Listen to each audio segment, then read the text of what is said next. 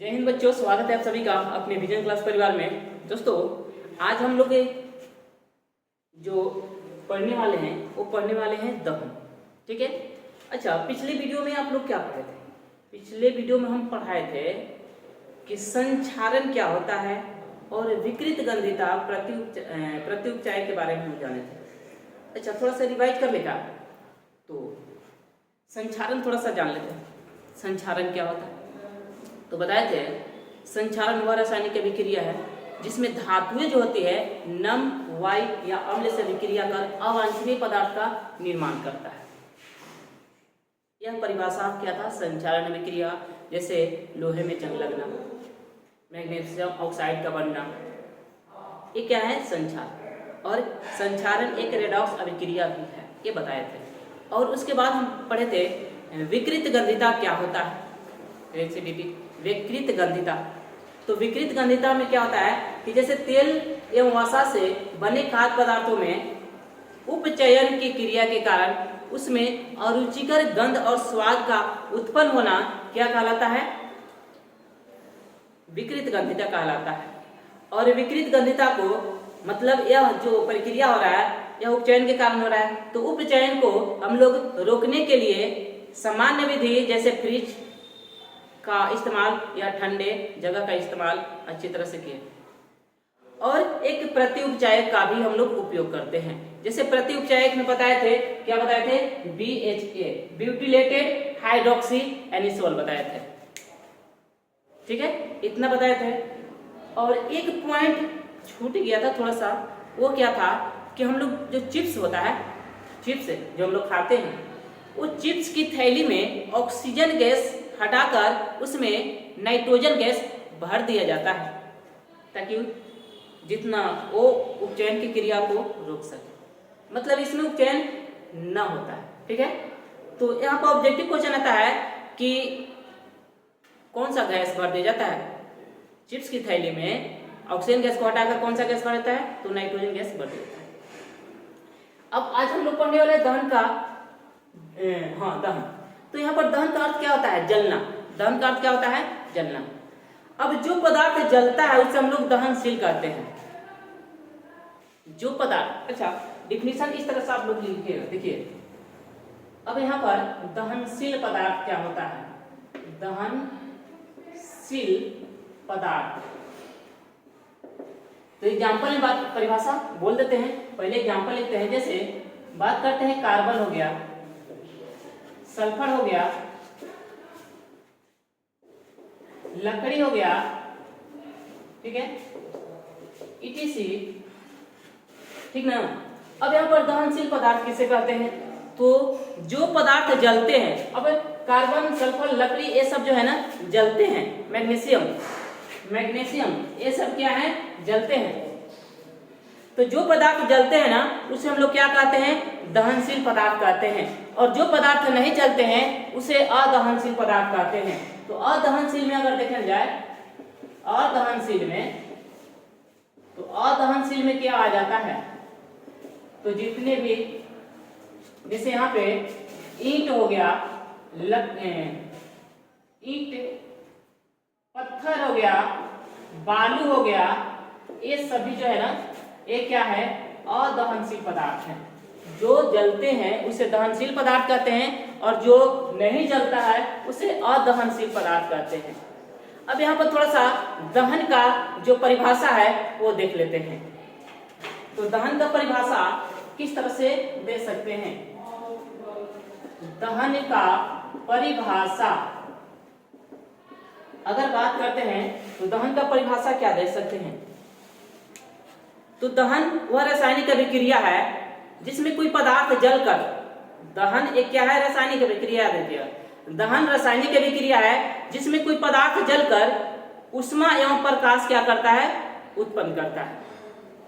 ठीक है, दहन वह रासायनिक अभिक्रिया है जिसमें कोई पदार्थ जलकर ऊष्मा एवं प्रकाश उत्पन्न करता है, उसे क्या कहते हैं?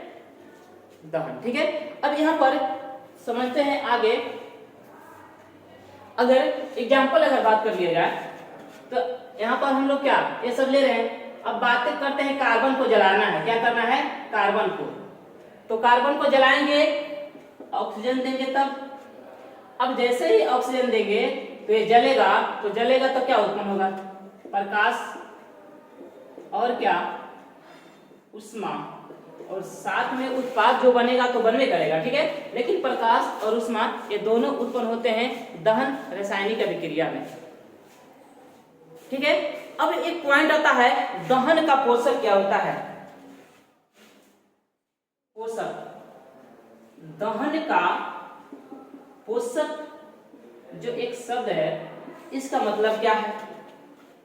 दहन का पोषक तो जो पदार्थ जलने में सहायता करते हैं, जो पदार्थ जलने में सहायता, परिभाषा आप लोग लिख लीजिएगा, ठीक है। वीडियो थोड़ा सा लंबा हो जाएगा इसलिए बोल रहे हैं। दहन का पोषक क्या है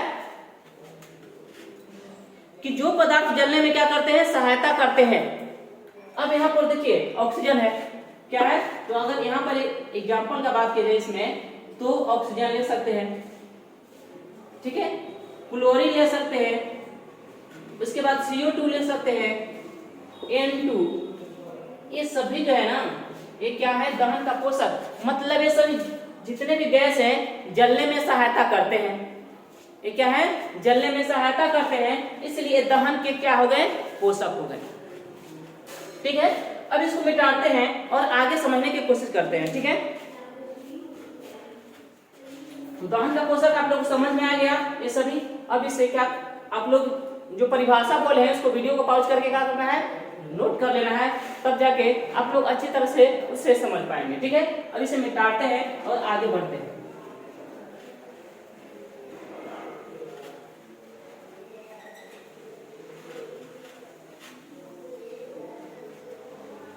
अब यहाँ पर एक पॉइंट आता है कि ज्वलन ताप क्या होता है, ठीक है। या यहाँ पर सबसे पहले भी दहन के लिए जो आवश्यक शर्त है वो देख लेते हैं।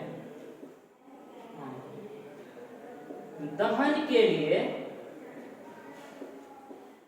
के लिए आवश्यक जो है ना वो शर्त है, वो क्या क्या है? दहन के लिए आवश्यक शर्त तो बताइए आप लोग कि दहन के लिए दहनशील पदार्थ का होना जरूरी है। अब अगर दहन करवाना है तो लकड़ी चाहिए ना, या कोई पदार्थ जिसको जलाना है वो चाहिए। तो पहला बात कि दहनशील पदार्थ की उपस्थिति होना चाहिए। दहनशील पदार्थ की उपस्थिति, दहनशील पदार्थ की क्या होनी चाहिए? उपस्थिति होनी चाहिए। अब दूसरा पॉइंट कि ठीक है, मान लेते हैं इस मार्कर को जलाना है, मार्कर को जलाना है तो ऑक्सीजन की उपस्थिति, मतलब कि दहन का पोषक। दूसरा, दहन का पोषक जरूरी है, दहन का पोषक। अब ठीक है, दहन का पोषक हो गया। अब बताइए, अगर एक कागज का टुकड़ा लेते हैं और इसको लेते हैं, सबसे जल्दी कौन जलेगा? कागज का टुकड़ा। और ज्वलन ताप की उपस्थिति होने, अगर मान लेते हैं कि ईंट को जलाना चाहे तो चलेगा नहीं, उसका ज्वलन ताप पता नहीं है। वो ज्वलन ताप का मतलब, ज्वलन ताप का परिभाषा बताना है, ठीक है, इसको बाद में बता देते हैं, ठीक है। ज्वलन ताप, हाँ, तो यहाँ पर अगर तीसरा पॉइंट लिखे तो ज्वलन ताप लिख सकते हैं। क्या लिख सकते हैं? ज्वलन ताप। तो दहनशील पदार्थ की उपस्थिति, उसके बाद दहन का पोषक, उसके बाद ज्वलन ताप भी जरूरी है। देखिए, अगर मान लेते हैं कभी आप हरियर लकड़ी को जलाना चाहते हैं तो हरियर लकड़ी का तुरंत जलेगा? नहीं जलेगा। वो उसको जलाते रहिए, गर्म करते रहिए, जब वो अपना ज्वलन ताप भी आ जाएगा तभी वह क्या होगा? जलना स्टार्ट हो जाएगा। लेकिन वही अगर सूखी लकड़ी है तो उसका ज्वलन ताप क्या होगा? कम होगा और वह जल्दी जल जाएगा, ठीक है। तो अभी तो ज्वलन ताप बाद में बताएंगे। तो दहनशील पदार्थ की उपस्थिति, दहन का पोषक और ज्वलन ताप, ये दहन के लिए आवश्यक शर्त है, ये चाहिए, ठीक है। अब आगे देखते हैं। अब अगला जो पॉइंट है बस यही है, ज्वलन ताप। तो ज्वलन ताप बता देते हैं, इसका परिभाषा यहाँ पे लिख देते हैं। क्या है ज्वलन ताप? तो जिस न्यूनतम ताप पर, जिस न्यूनतम ताप पर कोई पदार्थ जलना प्रारंभ कर देता है,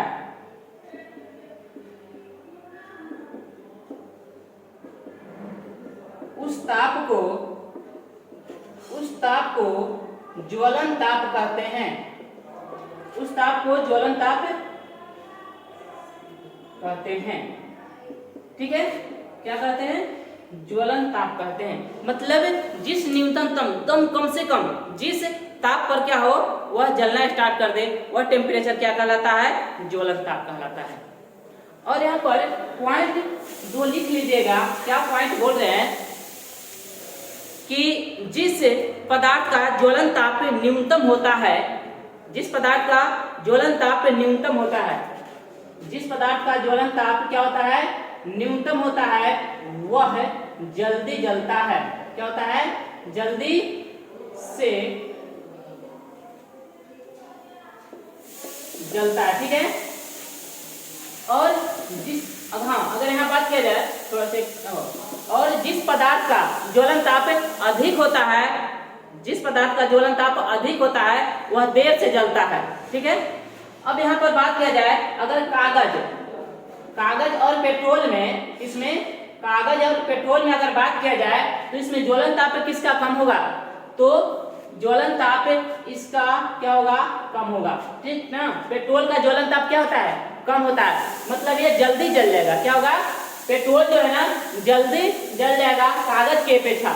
लेकिन अगर कागज और लकड़ी में बात किया जाए, इसमें कागज और लकड़ी में, अगर कागज और लकड़ी में तो कागज क्या होगा? जल्दी जलेगा, इसलिए इसका ज्वलन ताप क्या होगा? कम होगा। ठीक है, तो आई होप आप लोगों को ज्वलन ताप अच्छी तरह समझ में आ गया। और दहन का पोषक, दहन का परिभाषा में क्या हुआ कि वह रासायनिक अभिक्रिया जिसमें कोई पदार्थ जलकर उष्मा एवं प्रकाश उत्पन्न करता है। ठीक है, तो यदि आप लोग को अच्छी तरह, अब हाँ एक और बात, जो अब एक और पॉइंट बचा हुआ है जिसमें हम लोग ज्वाला मोमबत्ती के बारे में समझेंगे और वहां पर देखेंगे कि उसमें कितने लेयर आते हैं और समझेंगे। ठीक है, तो आई होप आप लोग को यहाँ समझ में आ गया। तो क्या करना है बस, जय हिंद जय भारत।